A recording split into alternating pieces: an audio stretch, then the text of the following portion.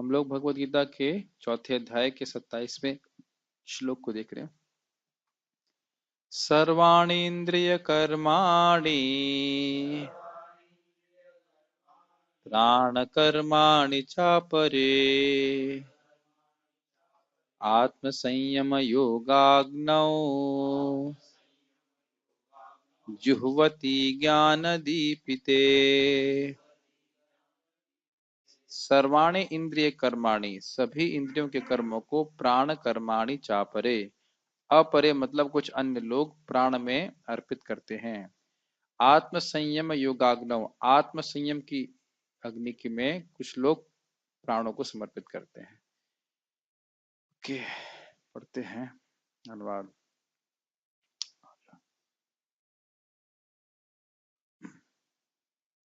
दूसरे जो मन तथा इंद्रियों को वश में करके आत्म साक्षात्कार करना चाहते हैं, संपूर्ण इंद्रियों तथा प्राण वायु के कार्यों को संयमित मन रूपी अग्नि में आहुति कर देते हैं। गीताभूषण टीका।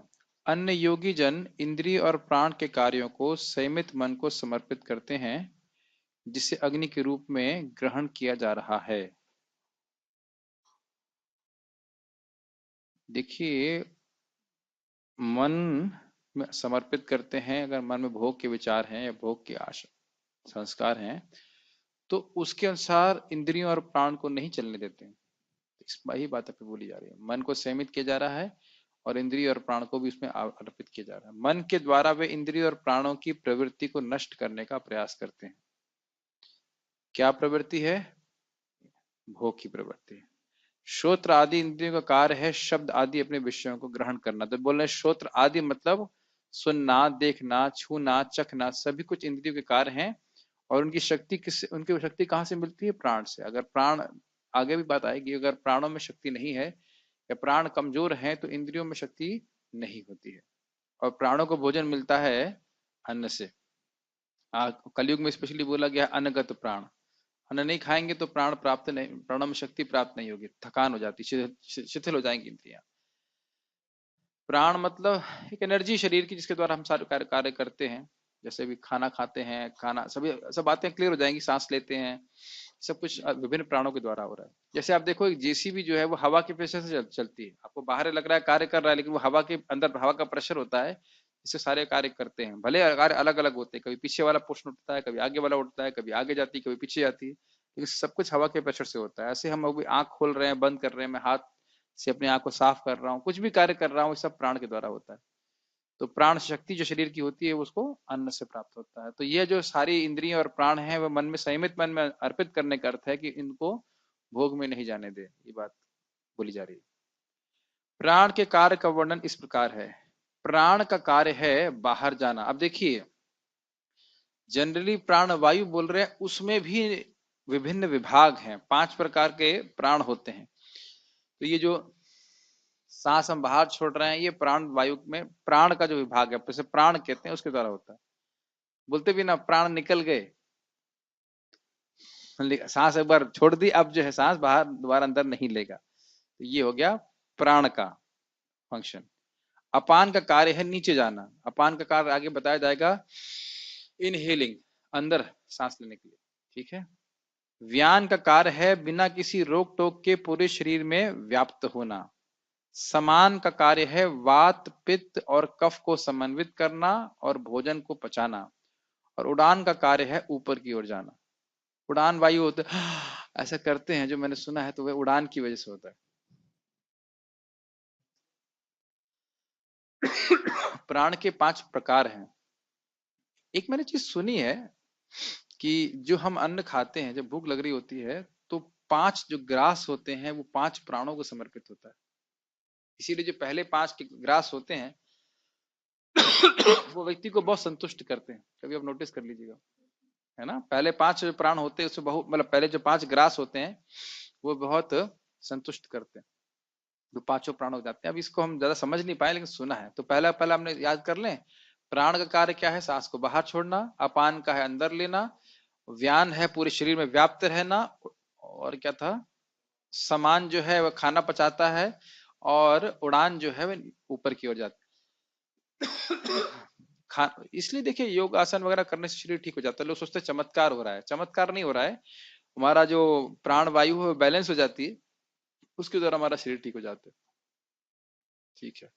इंद्रियों और प्राणों के कार्यों को समझकर वह आत्मा की अनुसंधि से प्रकाशित संयमित मन में इनको अर्पित करते हैं। इसका अर्थ क्या है? इसका अर्थ ये है कि इंद्रियों और प्राणों के कार्यों को भगवान की सेवा या आत्मा के साक्षात्कार के लिए लगाते हैं। इंद्रिय के कार्यों को तो आप जानते ही हो, सिंपल सी बात है, अनुकूलना कृष्णानुशीलनम। ये समझते हैं इस बात को, अपने अनुकूल भाव से कृष्ण को समर्पित करना। तो हमारे शरीर में कुछ शक्ति रहेगी तब तो भगवान की सेवा करेंगे। तो भोग में न लगा करके भगवान की तरफ उन्मुख करते हैं। बहुत सिंपल है। तात्पर्य पढ़िए। दशरथी प्रभु को माइक दीजिए।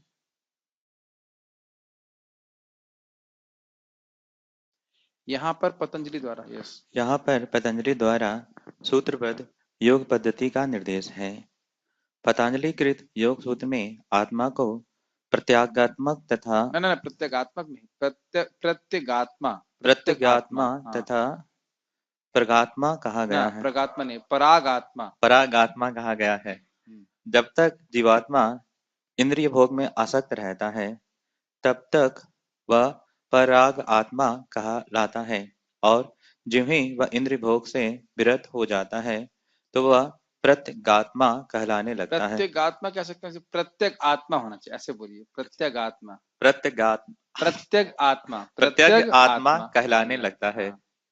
ये जीवात्मा किसी को समझ में आई बात नहीं है, खाली हम लोग पढ़ के निकल गए। निकल गया। पढ़ के निकल गए, बस सीधी सीधी बात है। जो जो आत्मा भोगों में लगी हुई है उसको बोल रहे हैं पराग आत्मा, और जो आत्मा भोगों से निवृत्त है उसको बोल रहे हैं प्रत्येक आत्मा। जैसे आपने सुना है प्रत्याहार शब्द, सुना है? हाँ, क्या होता है प्रत्याहार का मतलब? सुना मतलब है? अधिक हाँ बताइए। अधिक खाना, प्रत्याहार, नहीं अल्प नहीं अल्प। नहीं, वो अत्याहार है। अच्छा, सॉरी। मैं बोल रहा हूँ प्रत्याहार, वो प्रयास कहलाता है। ओवर एंड एवर प्रयास कहलाता है। प्रत्याहार क्या होता है?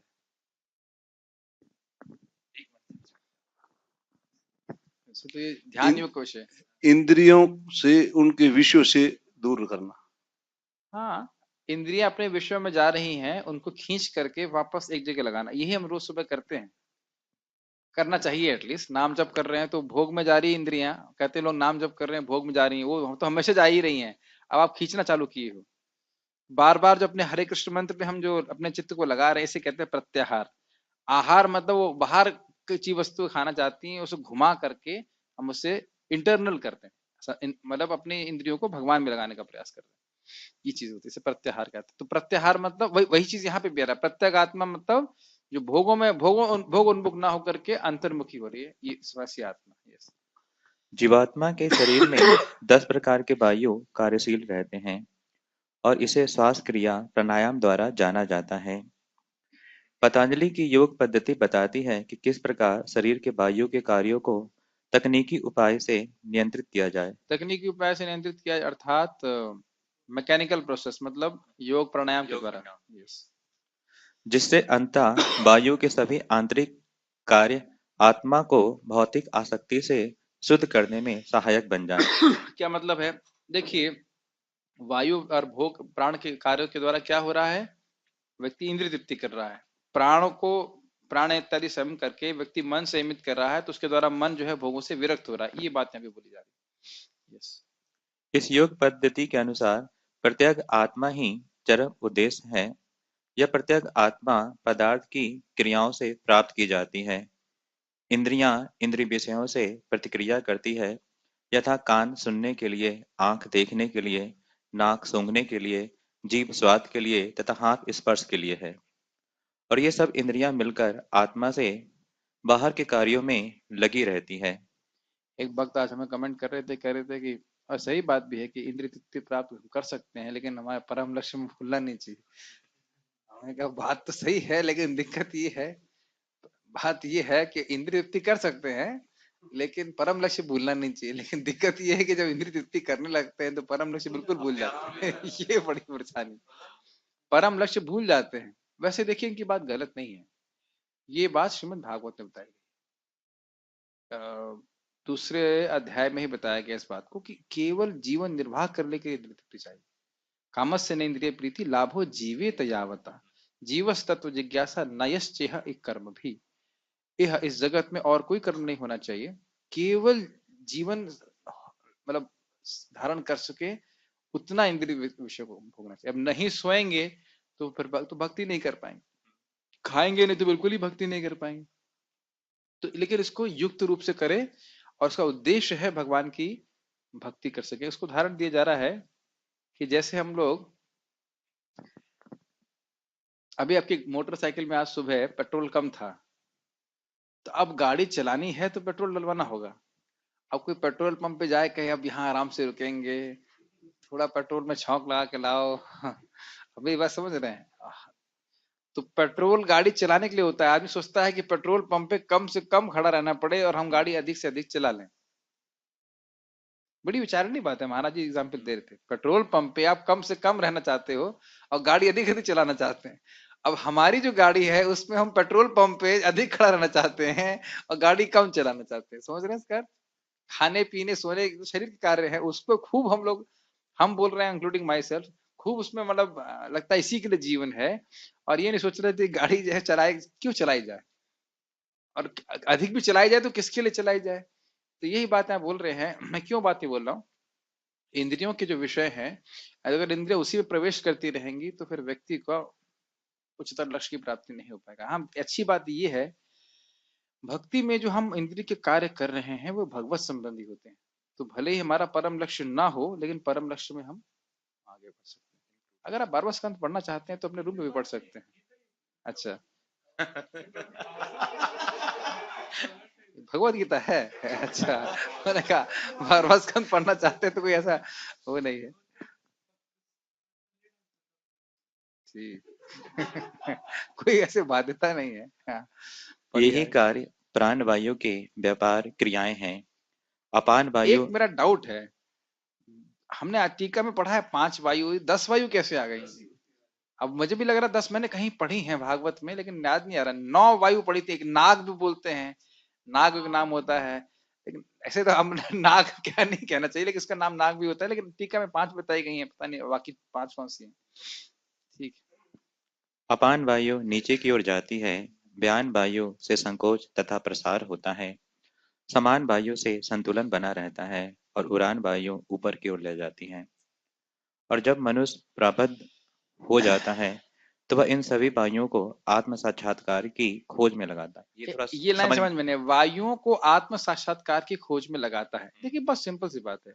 अभी आप फिर समझ लीजिए, फिर मैं जेसीबी को उदाहरण देता हूँ कि जेसीबी देख करके समझ में आता है। जेसीबी में बहुत सारे कार्य होते हैं, पीछे का वो उड़ता है, आगे वाला उड़ता है, कभी लेफ्ट जाता है कभी राइट जाता है। वो कैसे रहा है? वो इंटरनल एयर प्रेशर जो होता है मशीन में, जैसे हम लोग इंग्लिश में कहते हैं हाइड्रोलिक होता है, उसे कुछ कहते हैं, मैं भूल शब्द नहीं आ रहा है मन में।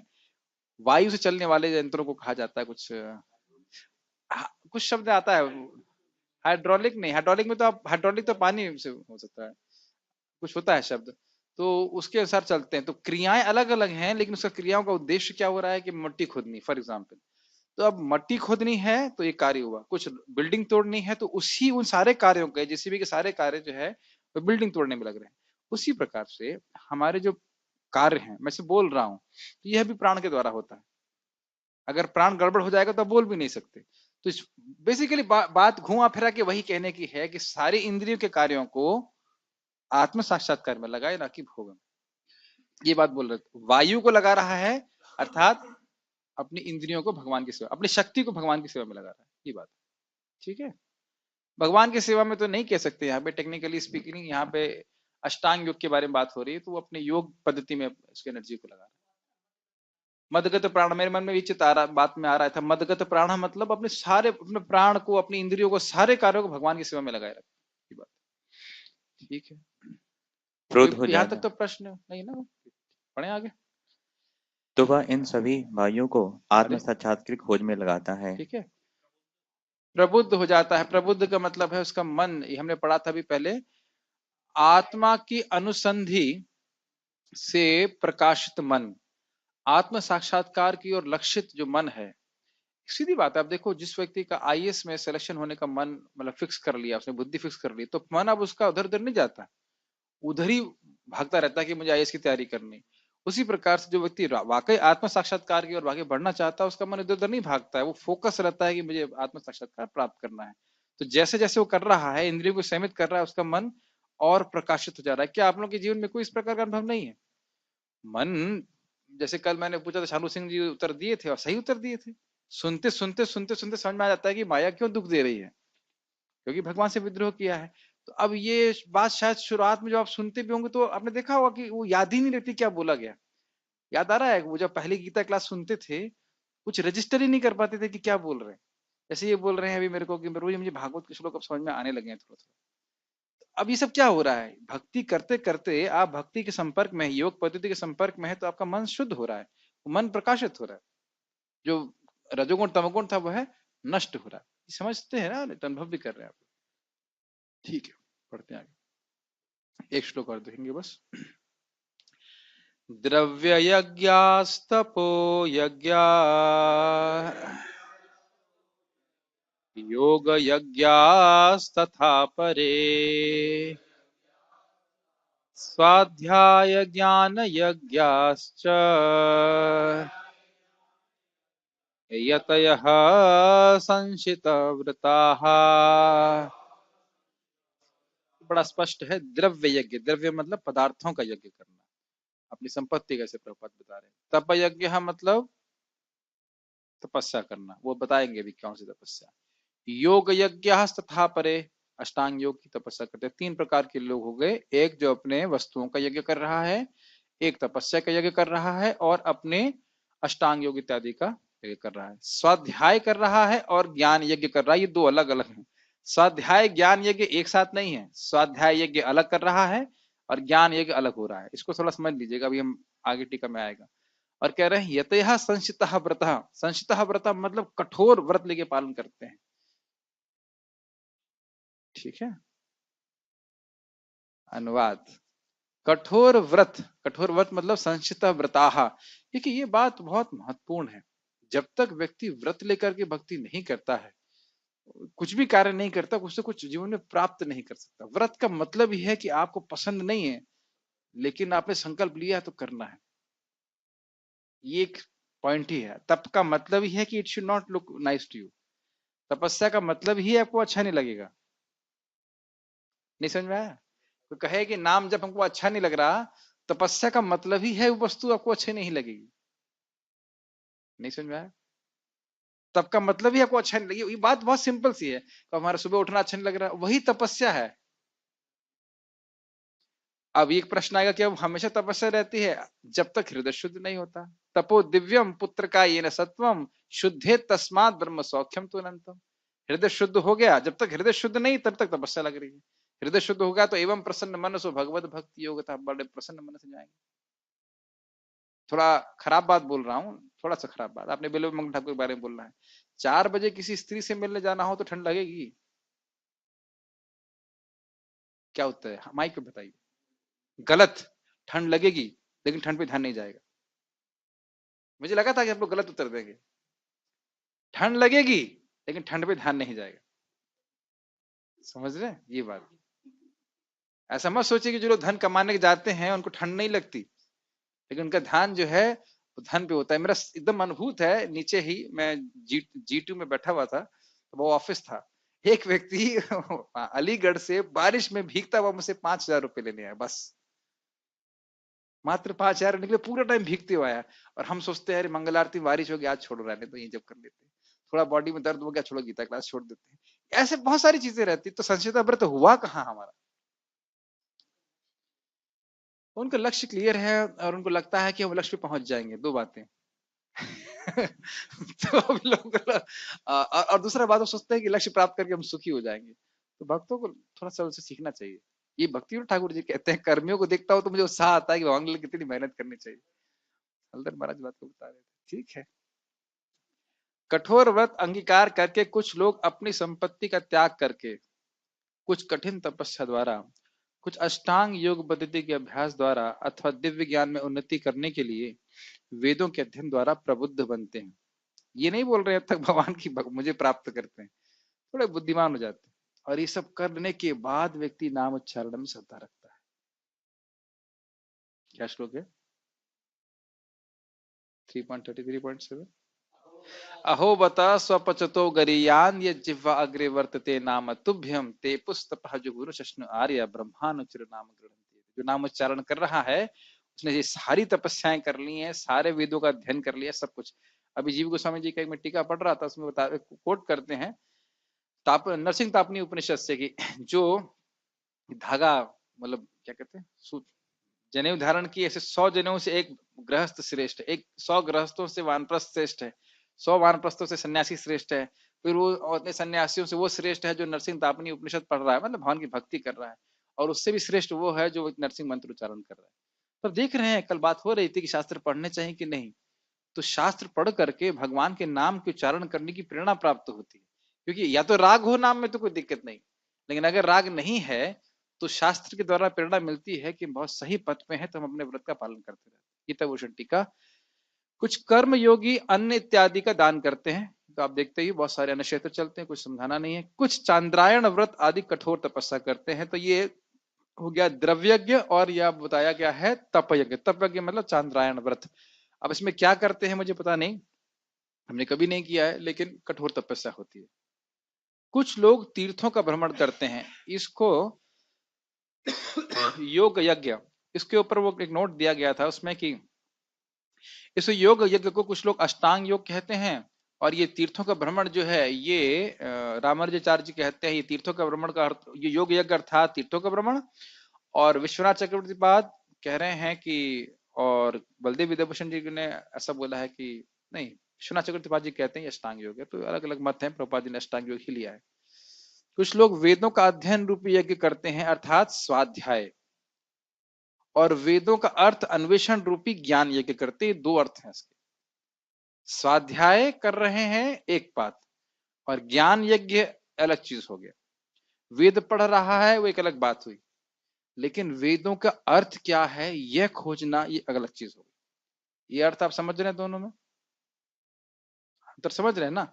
एक व्यक्ति वेद पढ़ रहा है, सीख रहा है, पढ़ रहा है, स्वाध्याय कर रहा है, दूसरा व्यक्ति सोच रहा है, उसको अध्ययन मतलब अध्ययन कर अन्वेषण खोज रहा है कि वेदों का अर्थ क्या। और आप देखिए हम लोग कितने भाग्यवान हैं कि हमको पता है कि वेदों का अर्थ क्या है बिना वेद पढ़े। ये बात बहुत बड़ा भाग्य है। एक बार लखनऊ में मैं एक व्यक्ति को मेरे मोहल्ले में गीता और कृष्ण बुक दे रहा था, तो बेटा मतलब बोले मेरे को, बेटा उपनिषद के कोई मंत्र तुम मुझसे पूछ लो। अब मैंने कहा आपको हरे कृष्ण मंत्र पता है? कहते नहीं। हमने कहा तो फिर आपने कली संतन उपनिषद नहीं पढ़ा लगता है। कि नहीं है। तो ये फिर दिखाता है कि कैसे पूरा जीवन बीत गया, उनके बाल पक गए थे, मरने वाले थे, और उनको ये पता नहीं कि जीवन की उपलब्धि कैसे होगी। तो यह तो भक्तों की कृपा, इस बात को तात्पर्य में कहने वाले हैं, भक्तों की कृपा से ही हमको बड़े आसानी से सूत्र प्राप्त हो जाता है, और वो भी हमको लगता है बड़ा कठिन है। क्या कह सकते हैं इसमें। ये सभी बड़े प्रयत्नशील और तीक्ष्ण आचरण से युक्त होते हैं। तो हमें क्या सीखना है, what is a takeaway from home? हमको प्रयत्नशील होना है और तीक्ष्ण आचरण। तीक्ष्ण आचरण बहुत जरूरी होता है। तीक्ष्ण मतलब 4:30 की मंगल आरती का मतलब होता है कि 4:25 पहुंचना, ये होता है तीक्ष्ण आचरण। और जो बाकी भक्त लोग कर रहे हैं वो होता है क्या कहते हैं, खुट्टल आचरण। समझते ना, एक होता है चक्कू तेज होता है, एक चक्कू खुट्टल होता है। तो खुट्टल चक्कू कुछ काटता नहीं है, तो खुट्टल चक्कू हो गए सारे जो 4:35 पहुंच रहे हैं, 4:40 पहुंच रहे हैं, इनका माला होता नहीं प्रसादम तक, ये सब खुट्टल हैं। हमारे बहुत सारे भक्त हैं यहाँ पे जो अच्छे हैं, पहुंच जाते हैं टाइम से। हम लोग जैसे हैं वो टाइम से नहीं पहुंचते, तो हम लोग खुट्टल हैं। कितने लोग खुट्टल हैं? हाथ खड़ा करिए, खुट्टल लोग। Very good. सारे खुट्टल, अरे गुड वॉइस। तो खुट्टल लोग जो हैं थोड़ा तीक्ष्ण बनने का प्रयास करें, है ना। जैसे देखो प्रभु जी ने एक बड़ा सुंदर व्रत लिया है कि मैं मंगल आरती जाऊंगा ही, क्या नाम है उनका, जीतामित प्रभु। बीमार हो चाहे कुछ, माँ भी सूझे रहेंगे तो भी, मैंने सुना हॉस्पिटल में भी एडमिट रहते हैं तो भी उनको मंगल आरती के लिए लाते, आगे वापस चले जाते। क्या मतलब आचरण है। हम पता है क्यों नहीं, अच्छा ये बताइए, जो भक्त नहीं जा पा रहे उन्हें बताएंगे कि हम मंगल आरती में लेट जाते हैं तो कारण क्या है, बताइए आप शुरू करिए। तीक्ष्ण आचरण पर विचार करते हैं, क्या कारण? अलार्म बजता है 3:30 पे, बंद कर देते हैं। एक कारण और बताइए। दूसरे तीक्ष्ण आचरण वाले, खुट्टल आचरण। खुट्टल आप ही हैं, आप दूसरे को देख रहा है, मैं तो नहीं। कभी पढ़ता सोच रहा था कि क्या ज्ञान यज्ञ कर रहे थे। ज्ञान यज्ञ कर रहे थे। बताइए क्या कारण है। उतना हृदय से इम्पोर्टेंस नहीं दे रहे हैं। बस यही पॉइंट, यही बात है। हम समझ नहीं रहे हैं कि हम ये नहीं समझ। अच्छा ये बताइए जीव का स्वरूप क्या है? कृष्णदास। कृष्ण का दास कि कृष्ण उसके दास? कृष्ण के दास। तो स्वामी को दास के लिए वेट करना होता है कि दास को स्वामी के लिए? स्वामी को दास के लिए ना। तो अब पर्दा खुल गया है, भगवान वेट कर रहे हैं कब आएगा कब आएगा, कौन मृदंग बजाएगा, क्या वेट ही करते रहते बताइए। बहुत अच्छी बात वृंदावन महाराज बोल रहे थे। वो कह रहे थे कि जो भी व्रत लो भक्ति में उसका पालन करो, क्योंकि भगवान को भी आदत हो जाती है आपका व्रत स्वीकार करने की। याद आ रहा है आपको? बहुत अच्छी बात हमने बोली। आप भोग लगाते हैं तो भगवान को भी आदत होती है कि 8 बजे लगाएगा, अरे नहीं 9, अच्छा 9 बजे लगा दे वो कहीं छोड़ दिया भगवान को। ये प्रभुपाद जी नेटर ऑफ डिवोशन में बताते हैं। जो भी अपने व्रत लिए 16 माला कर रहे 16 माला कर रहा है। कुछ कहना चाहते हैं? तो हम लोगों को खुट्टल नहीं होना है और मदद करनी चाहिए। मान लो हम कोई व्यक्ति किसी वजह से नहीं उठ पाया तो उठाने का प्रयास करना चाहिए ताकि वह भी तीक्ष्ण आचरण से युक्त हो। अब कोई नहीं उठते हैं तो खुट्टल ही रहना चाहते हैं, कोई बात नहीं, लेकिन खुट्टल नहीं रहना। देखिए ये लोगों को पता नहीं है परम साधना। हम लोग को परम साधना पता है और फिर भी हम खुट्टल रहे हैं। खुट्टल तो समझ गए ना, खुट्टल तो हिंदी शब्द है। खुट्टल नहीं समझते आप लोग, जिसका इसमें कोई शार्पनेस नहीं हो। और जितना हम सुबह साधना अच्छे से करते हैं उतना ही चित्त में शार्पनेस बढ़ जाती है, सोचने की क्षमता। ठीक है, तात्पर्य पढ़िए। देखिए क्लास के माध्यम से मैं कुछ कुछ थोड़ा सा कमेंट कर देता हूँ, उसको सहन कर लिया करिए ताकि सब लोग थोड़ा तीक्ष्ण रहें। माइक दीजिए, किसके पास कोई माइक पढ़ना नहीं चाहता है? हाँ, यस आप। इन यज्ञों के कई वर्ग किए जा सकते हैं। बहुत से लोग विविध प्रकार के दान पुण्य द्वारा अपनी संपत्ति का यजन करते हैं।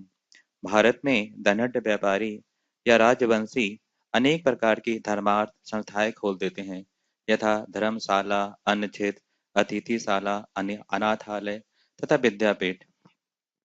अन्य देशों में भी अनेक अस्पताल, बूढ़ों के लिए आश्रम तथा गरीबों को भोजन, शिक्षा तथा चिकित्सा की सुविधा प्रदान करने के दातव्य संस्थान हैं। करने के दातव्य स्थान वहां से हाँ, संस्थान वहां दी जाते हैं। यस। ये सब दान कर्म द्रव्यमय यज्ञ हैं। अच्छा एक अनुभव है आप लोगों को कि कुछ लोगों की इसमें श्रद्धा होती है और हरे कृष्ण में श्रद्धा नहीं होती? आप तो डोनेशन बूथ में हैं। यस, क्या आपका उसमें रियलाइजेशन है? बहुत सारे लोग हैं जो दान करके हम आपके यहाँ प्रसाद देना चाहते हैं, आपके लिए हम हाँ, स्पॉन्सर करना चाहते हैं, ये करना चाहते हैं, मेरा बड़ा सा नाम लिखा दीजिएगा आप। यस यस यस ऐसे बहुत सारे लोग आते हैं और उनको यही सबसे अच्छा लगता है, बोलता है कि मानव सेवा ही सबसे बड़ी सेवा है। यस। और वो उनके पास भी अपने अपने बहुत सारे लॉजिक विचार होते होते हैं, हैं, लॉजिक विचार होते होते हैं। हैं। तो अब देखते हैं कि उनकी चेतना उतनी उन्नत नहीं है कि किसी को बताओ कि आप हरे कृष्ण मंत्र का प्रचार करके उसका परम कल्याण कर सकते हैं। ये उनको समझ में आता हरे कृष्ण करने से क्या होगा। तो उस लेवल के लोग हैं, लेकिन फिर भी ये अच्छी बात है कि वह केवल भोगों में न लग करके अपने धन को दूसरों को लगाए। ये बात आप 12वें अध्याय में पढ़ोगे कि भक्ति नहीं कर सकता तो भगवान के लिए कर्म करे, और कर्म भी नहीं कर सकता तो अपने कर्म फल का त्याग जरूर करे, तो धीरे धीरे शुद्ध होकर के वे आगे कुछ करेगा। शास्त्री जी मुस्कुरा रहे हैं, कुछ कहना चाहते हैं शास्त्री जी? नहीं? फल भी प्राप्त करना चाहते हैं कि पुण्य कर्म होंगे तो फिर हमें कुछ पास यस, एक्टिविटीज का ये रिजल्ट ये मिलेगा। ये भी बात है कि लोग मेन पुण्य, वो हाँ, वही होता है उनका। पुण्य करके हमें आगे कुछ लाभ प्राप्त होगा। ये बात सत्य है। एक भक्त थे बड़े हैं बहुत धनाढ़, मैंने पूछा भाई इतने सारे फार्मर होते हैं, सारे तो 100 करोड़ रुपए नहीं प्राप्त करते? कहते हैं हाँ, पिछले जन्म में मैंने कुछ दान किया है इसलिए मुझे प्राप्त हो रहा है। तो ये बुद्धिमानी उनके पास है, इतनी बुद्धि है।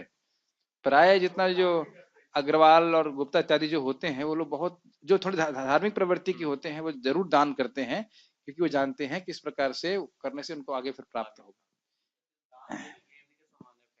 जितने तेजी से फेंकेंगे उतनी तेजी से ये भी सही होता दान जो है वो गेंद के समान है, जितनी तेजी से फेंकेंगे उतनी तेजी से आएगा। लेकिन ये बात गलत है, ये बात गलत नहीं कहना चाहिए, बात आधी आंशिक रूप से सत्य है। अगर किसी अयोग्य व्यक्ति को देंगे तो उतनी तेजी से वापस आएगा। किसी योग्य व्यक्ति को देंगे, आपको याद है हमने पढ़ा था 2:3:17 में, किसी अयोग्य ब्राह्मण को देंगे, किसी को भी दिया तो उतना वापस आएगा, 1 रुपया।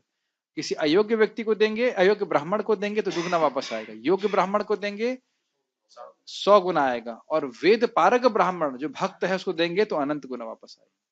तो स्पीड भी गेंद की हिसाब से होगी कि पात्र क्या है। जैसे आप सिंपल बात, हाँ बहुत सारी गेंद वापस आएंगी जैसे आप समझ सकते हो कि बीज आप कहाँ डालते हो उस पर निर्भर करता है कि जो कितनी उर्वर जमीन है उसके हिसाब से आपको अन्न प्राप्त होता है। तो ये बात नहीं, सत्य है जो आपकी बात है वो सत्य है कि जो आप दूसरे को दे रहे हो वो वापस आएगा। आपने दूसरों को, इसीलिए मैं गीता पढ़ाता हूँ।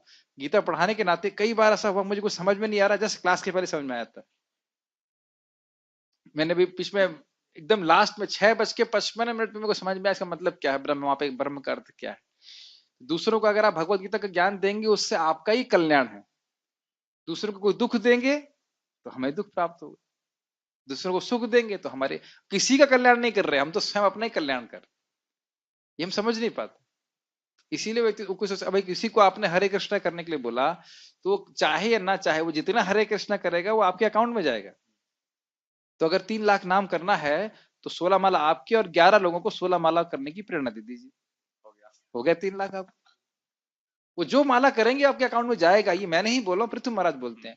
करने वाला, प्रेरणा देने वाला, सहायता करने वाला, सबको मृत्यु के बाद एक ही लाभ प्राप्त होता है। सोचिए जिन्होंने हमारी माला स्पॉन्सर करी उसे कितना फायदा हो। कभी मौका मिल जाए तो जो दीक्षा ले रहे हैं उनकी जरूर माला स्पॉन्सर कर देनी चाहिए। 300 रुपए की माला आती, क्या दिक्कत है।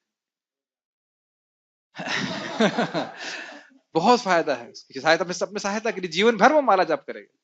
उम्मीद है और 10 साल भी किया तो भी बहुत आपके अकाउंट में चला जाएगा। ठीक है, चलिए।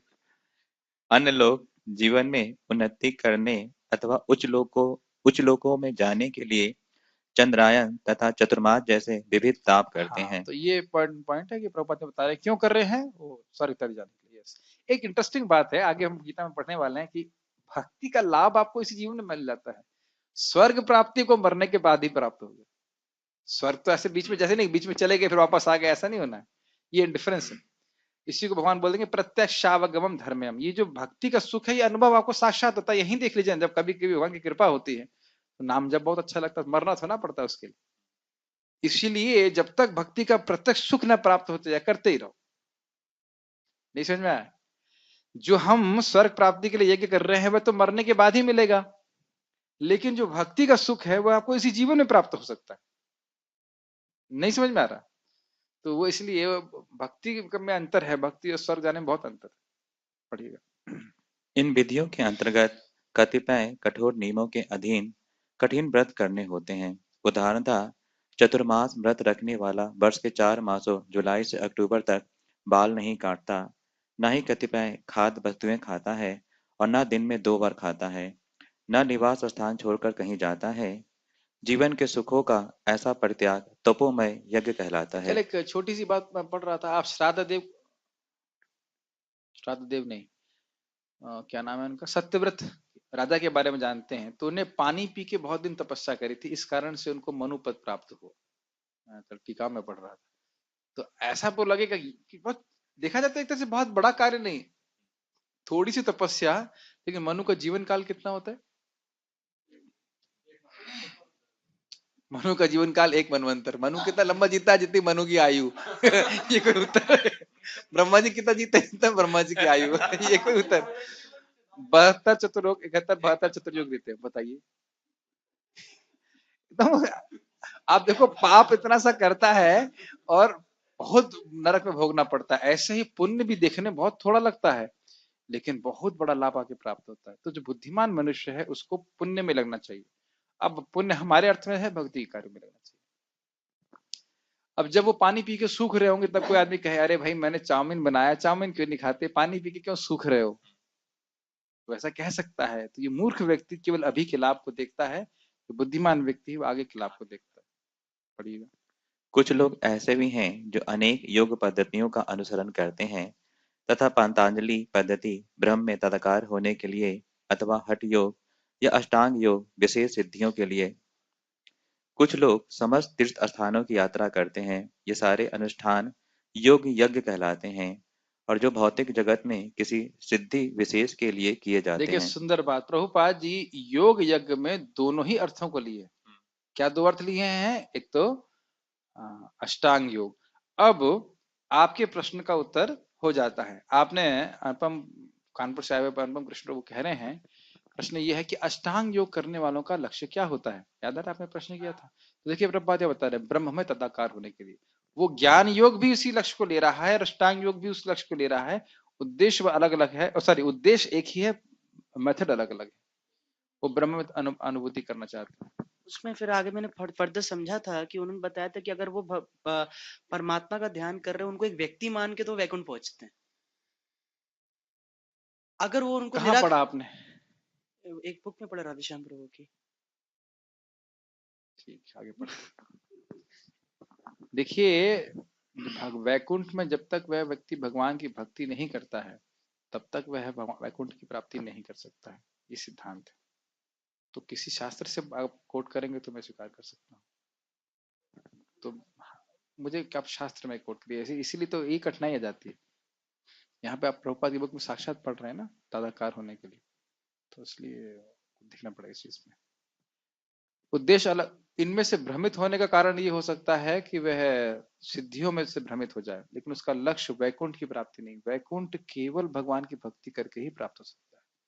और साधना उसे कहते हैं क्या, विधि भक्ति, वैधि भक्ति से वैकुंठ प्राप्त हो सकता है, और कोई तरीका नहीं है। तो इसलिए जब वैकुंठ में जाके वो क्या करेगा, भगवान की सेवा तो करेगा ना, ऐश्वर्य भाव में सेवा करेगा, लेकिन संभव नहीं है। ये हो सकता है कि अगर उसे भगवान के भक्तों का संग प्राप्त हो जाए और भक्ति का उसमें कुछ समावेश हो, भक्ति करने लग जाए, तो वैकुंठ की प्राप्ति करे। हाँ, ऐसा मैंने सुना है, पढ़ा। हाँ, लेकिन अगर अगर भक्ति कर ही नहीं रहा है तो कुछ नहीं प्राप्त होगा। जैसे कि क्या श्लोक है वो, भूसा तु स्थूल तुषाव घाती नाम। तो भक्ति को छोड़ करके कोई कार्य कर रहा है तो उसे कुछ भी प्राप्त नहीं होगा। और इसी चीज को भागवत में हम पढ़ते हैं, क्षेमम न विंदन्ति, है ना, तपस्विनो ज्ञान पर यशस्विन हो। तपस्वी है, यशस्वी है, ज्ञान है, ज्ञान पर जो कुछ भी है, क्षेमम न विंदन्ति न समर्पणम करके, जब तक भगवान को समर्पित नहीं करते अपनी क्रियाओं को, उन्हें कुछ प्राप्त नहीं होता। तो ये बात महत्वपूर्ण है, पढ़िएगा। 2 दिन पहले श्रीमद् भागवतम क्लास हुई थी हिंदी में, तो प्रभु जी बता रहे थे कि जो योद्धा युद्ध में प्राण त्यागता है और जिसके मन में कोई भौतिक इच्छा नहीं होती, तो उसे वैकुंठ की प्राप्ति होती है। और जिसे जो योद्धा युद्ध में प्राण त्याग देता है, मतलब युद्ध में मारा जाता है, और जिसके मन में कोई भौतिक इच्छा नहीं रहती है, उस योद्धा के मन में अगर कोई भौतिक इच्छा न हो तो वो वैकुंठ जाता है, और अगर भौतिक इच्छा हो तो वो स्वर्ग जाता है। ऐसा बताया था उन्होंने। आगे पढ़ते हैं। देखिए, इन सब बातों को कोई वैकुंठ जाता है ये नहीं जाता है, उसका एक ही सिद्धांत है जो भगवान गीता में बोलते हैं, अंत काले च माम एव स्मरण मुक्त्वा कलेवरम यह प्रयाति दचन देहम सयाति परमाम गति। एक दो, और भागवत से हम सुनते हैं कि मनोवेश ब्रह्म, क्या नाम है, भीष्म देव बोल रहे हैं स्पष्ट कि मन को भगवान में समाविष्ट करके और उनका नाम उच्चारण करके जो शरीर त्यागता है वह मुच्यते काम कर्मभि, वह सारे काम से मुक्त होकर भगवत प्राप्ति करता है। तो ये सब बातें हम पढ़ते हैं। बाकी कोई भी चीज ऐसा है तो उसका कोई सपोर्ट होना चाहिए। कोई भी क्लास में कुछ बोल रहा है तो उसने रेफरेंस दे तो अच्छी बात होगी, रेफरेंस देके बोलेगा तो ठीक है। भौतिक इच्छा ना हो तो स्वाभाविक से बात है कि भौतिक इच्छा कैसे नहीं होगी, ये भी पॉइंट है। भगवान की भक्ति कर रहा है तभी तो भौतिक इच्छा नहीं होगी। तो पता नहीं, हमने जो अभी तक सुना था, आपको अगर आपको पढ़ा हो कि जो व्यक्ति युद्ध में, धर्म युद्ध में मरता है, ये हमने एक टीका में पढ़ लिया था इससे पहले, उसको और एक सन्यासी को सूर्यलोक की प्राप्ति होती है। ये हमने स्पष्ट पढ़ा था, इतना हम बोल सकते हैं। बाकी मायावादी तो कृष्ण अपराधी, वो तो जो कृष्ण के प्रति अपराध कर रहा है उसे तो कुछ भी प्राप्त नहीं होगा ना। क्या है, मोगाश्व मोग कर्माणो मोग ज्ञान विचेतसः। जो भगवान के, देखिए आपको समझ लेना चाहिए, मायावादी और ब्रह्मवादी में अंतर है। मायावादी भगवान के प्रति अपराध कर रहा है, उसे कुछ भी प्राप्त नहीं होगा। क्यों प्राप्त नहीं होगा? क्योंकि वो भगवान ही सारे फलों को देने वाले हैं। सारे यज्ञों के भोक्ता कौन है? भोक्ता राम यज्ञ तपस्या, भगवान देने वाले। तो भगवान के ही प्रति अपराध कर लेगा तो उसे कुछ भी प्राप्त नहीं होगा। ये हमेशा ध्यान रखना चाहिए। मायावादी को कुछ प्राप्त नहीं होगा। स्वयं महाप्रभु प्रकाशानंद सरस्वती के बारे में बोलते हैं कि मेरा इतना सुंदर स्वरूप है और ये मेरे को कह रहा है निराकार है, मैंने इसे कोड़ दिया। किसने दिया है? महाप्रभु स्वयं ने, जो महावदन्य अवतार है, कह रहे मैं स्वयं इसको कोड़ दिया हूं, लेकिन समझ नहीं पा रहा है। तो जब उसके बाद कोड़ दे रहे हैं भगवान, तो स्वर्ग काय को देंगे? तो मायावादी कृष्ण अपराधी, कृष्ण का अपराध करने वाले व्यक्ति कुछ प्राप्त नहीं होता। यहाँ तक कि कृष्ण की पूजा करने वाले कुछ प्राप्त नहीं होता। चारी वर्णाश्रम यदि कृष्ण ही भजे, स्वकर्म करीते से ही रौरव पड़ी मजे, नरक में जाता। तो वो बात तो खारिजी होगी, मायावादी को कुछ नहीं मिलने वाला नरक के अलावा। लेकिन जो ब्रह्मवादी हैं या जो और निराकारवादी हैं वह भी, निराकारवादी हमेशा कृष्ण के अपराधी नहीं होते। ये बात समझ में आती है ना आपको? ये नहीं समझ में आती? निराकारवादी ब्रह्मवादी जो है वह भगवान का अपराधी नहीं है, वो जानते नहीं है, वो एक अलग बात। लेकिन मायावादी जानबूझ के भगवान का अपराध करते हैं। आप लोगों को पता ही होगा, ये जो एक छोटा सा बात मैं बोल दे रहा हूं इस संबंध में, कि जो व्यक्ति शिव जी और अन्य देवताओं को भगवान के समान मानता है, वह व्यक्ति सब पाषंडी भवे ध्रुवम, वो निश्चित रूप से पाषंडी है। और इसमें जीव गोस्वामी बड़े सुंदर कोटेशन देते हैं कि अगर वो बड़ा अच्छा कोटेशन दिए कि जो शैव शास्त्र हैं उनकी वो बातें ग्रहण करनी है जो भगवत शास्त्र के विरुद्ध ना हो। तो ये बात समझ लेना चाहिए। तो इस प्रकार से अगर कोई व्यक्ति बोले कि जैसे मायावादी लोग बोलते सारे देवता बराबर हैं, विष्णु को देवताओं के बराबर कर दिया, तो वह व्यक्ति तो पाषंडी है, नास्तिक है। ऐसे कोई व्यक्ति क्या प्राप्त होगा? दुर्गति ही प्राप्त होगी। कोई आपका कोई कमेंट्स? ठीक, सन्यासी मतलब ही भगवान वर्णाश्रम का पालन कर रहा है, इसका मतलब भगवान के वो अनुगत्य है। ये बात ये बोली जा रही है कि सन्यासी हो या क्षत्रिय हो, अगर अपने वो धर्म का पालन कर रहे हैं तो उनकी ऊपर की गति होती है। ये बात करें, भगवान के विरुद्ध चलने की बात नहीं है। यस, कुछ लोग ऐसे हैं जो विभिन्न वैदिक साहित्य तथा उपनिषद तथा वेदांत सूत्र या सांख्य दर्शन के अध्ययन में अपना ध्यान लगाते हैं। इसे स्व अध्याय यज्ञ कहा जाता है। ये सारे योगी विभिन्न प्रकार के यज्ञों में लगे रहते हैं और उच्च जीवन की तलाश में रहते हैं, किंतु कृष्ण भावना अमृत इनसे पृथक है। ये श्रील प्रभुपाद जी स्पेशल क्यों जोड़ रहे हैं, बता सकते हैं? किंतु कृष्ण भावनामृत इनसे पृथक है क्योंकि यह परमेश्वर की प्रत्यक्ष सेवा है। प्रभुपाद जी इसको इसलिए जोड़ रहे हैं कि मान लीजिए व्यक्ति 7वां अध्याय पढ़ने से पहले मर जाए तो उसे समझ में आ जाए कि भगवान की सेवा ही सर्वश्रेष्ठ है। आप मन में आता ही होगा, हम आपने कभी सोचा नहीं भगवान ये सब बातें हम बोल क्यों रहे हैं? क्योंकि भगवान क्रमशः डेवलप कर रहे हैं सब्जेक्ट को। ऐसा हमसे एक्सपेक्ट नहीं कर रहे हैं कि हम द्रव्य यज्ञ करें, ये करें, वो करें। भगवान तो यही चाहते हैं कि भगवान की भक्ति करें, लेकिन बता रहे हैं कि ये प्रोसेस है, इसके द्वारा अलग अलग लोग यज्ञ करते हैं। ये बात है, प्रभुपाद इस बात को स्थापित करना चाहते हैं। सीधी सीधी बात जो कि चलने वाली है वो ये है कि भगवान की सेवा करके ही हम मुक्त हो जाते हैं। सारे योगों का सार भक्ति ही है, यही बात स्थापित हो जाती है। तो वो प्रभुपाद ला के ही रख देते हैं ताकि एसेंस जो है भगवत गीता का वो समझ में आ जाए।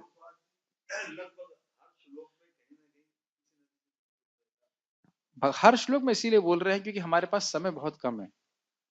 यस, और हमारी बुद्धि और भी कम है। माइक पे बोलिएगा, रिकॉर्ड भी कर रहे हैं। तो जैसे भक्ति में भी दान करते हैं और स्टडी करते हैं, तीर्थ यात्राएं करते हैं, तो हम भी जो है हॉस्पिटल्स हम भी बना रहे हैं। ठीक है, तो फिर उसको कैसे समझें? क्या उद्देश्य होता है बताइए आप? उद्देश्य तो यही होता है कि भाई भक्तों की सेवा उद्देश्य होता है। तो फिर वो उसको क्या दान यज्ञ में माना जाएगा? ना, देखिए यहाँ पे कृष्णार्थम अखिल चेष्टा, कृष्ण को प्रसन्न करने के लिए, उनके भक्तों को प्रसन्न करने के लिए जो कार्य किए जाते हैं वो भक्ति होता है। कई बार ऐसा होता है कि जो एक्टिविटी है ना उनकी और हमारी बिल्कुल सेम नहीं लगती है, कि वो भी दान दे रहे हैं, हम भी दान दे रहे हैं, वो भी हॉस्पिटल बनवा रहे हैं, हम भी बनवा रहे हैं। यस, तो फिर कई बार ऐसा हो जाता है कि हम भी वही कर रहे हैं जो वो कर रहे हैं, लेकिन उद्देश्य बिल्कुल अलग है। जैसे माता यशोदा जब दही मथ रही थी तो सोच रही थी दही का जो मक्खन निकलेगा उसको बेचूंगी, बेचने के बाद 5 रुपए आएंगे, 20 रुपए आएंगे या 100 रुपए आएंगे। क्या उत्तर है? कॉन्शियसनेस अलग अलग। उत्तर नहीं दिया आपने, किस लिए वो मथ रही थी? वो कृष्ण के लिए मत रही। तो गलत उत्तर है। पद्मगंधा गाय का दूध बहुत अच्छा होता है, दूध बहुत सुगंधित होता है, उससे जो मक्खन निकलेगा वो तो अच्छे दाम में बिकेगा ना। तो अच्छे दाम में बेचने के लिए सोच रही होंगी ना? नहीं, वो तो ऐसा नहीं सोच रहे थे ना। फिर तब बाकी जो लोग मथ रहे हैं, वैसे तो ब्रज में सब लोग भगवान के लिए करते हैं, लेकिन जो मथ रहे हैं, जो डेयरी प्रोडक्ट खोल के बैठे हैं, वो और माता यशोदा में अंतर नहीं है। तो ये सीधी सीधी बात है। वही दूध और दही वाला एग्जांपल आप जानते हो, दूध पेट खराब कर देता है अगर, तो दही ठीक कर देता है। तो कर्म किस लिए कर रहा है? बिल्डिंग बना रहे हैं, हजारों लोग बिल्डिंग बना रहे हैं, लेकिन वो मंदिर बना रहा है भगवान के लिए तो अलग हो जाता है। तो इट में अपीयर टू बी मटीरियल, लेकिन वो आध्यात्मिक है। समझ में आ रहा है ना? ठीक है।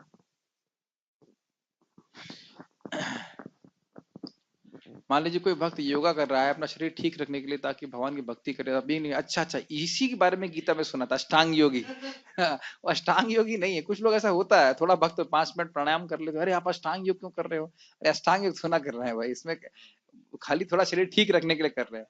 एक बहुत सिंपल सा शब्द है नीडफुल, डूइंग द नीडफुल। जो आवश्यक है वो भक्त कर लेता है ताकि वह भक्ति में आगे बढ़ता रहे। अष्टांग योगी नहीं हो गया उसकी वजह से। यस। इसे उपयुक्त किसी भी यज्ञ से प्राप्त नहीं किया जा सकता, अपितु भगवान तथा उनके प्रामाणिक भक्तों की कृपा से ही प्राप्त किया जा सकता है। फलतः कृष्ण भावना अमृत दिव्य है। कितना सुंदर लाइन है ना। भगवान की भक्ति क्या है? दूर कृपा से ही कोनो कर्म में भक्ति न है, श्लोक याद नहीं आ रहा है। साधु संग के बिना, साधु संग बिना कोनो कर्म भक्ति न है, संसार नहीं क्षय। साड़ी श्लोक भूल रहा है। भगवान के भक्तों के संग के बिना कोई भी कर्म कर लो भक्ति प्राप्त नहीं होगी। और संसार मतलब कृष्ण भक्ति दूर रहे संसार नहीं क्षय। कृष्ण भक्ति तो बहुत दूर की बात है, संसार का क्षय भी नहीं होगा, मुक्ति भी नहीं होगी। तो भगवान का भक्तों के संग में आकर के, मैं फिर से इस बात को रिपीट करूंगा, भगवान स्वयं बोलते हैं उद्धव जी से कि किसी भी तरह से अगर भक्त को ये भगवत गीता और भागवत के डिस्कशंस अच्छे लगने लग जाएं, तो फिर निश्चित रूप से उसको शुद्ध भक्ति प्राप्त होगी। कितना महत्वपूर्ण है ये। मैंने आपको भेजा था ना चैतन्य चरितामृत कोटेशन में 20वें अध्याय का। किसी भी तरह से यदृच्छा मतलब कैसे ना कैसे भक्तों का संग प्राप्त होगा, उसे अच्छा लगने लगा भगवान की चर्चा, तो उसको निश्चित भक्ति प्राप्त होगी, शुद्ध भक्ति प्राप्त। भगवान का वचन, कितना अच्छी बात है। तो हम लोग को थोड़ा बहुत, ज्यादा नहीं, थोड़ा बहुत टेस्ट तो प्राप्त है, तो उसको बढ़ाते रहना चाहिए। कोई प्रश्न है? Stop here. श्रीमद् भगवद गीता की जय। श्रील प्रभुपाद।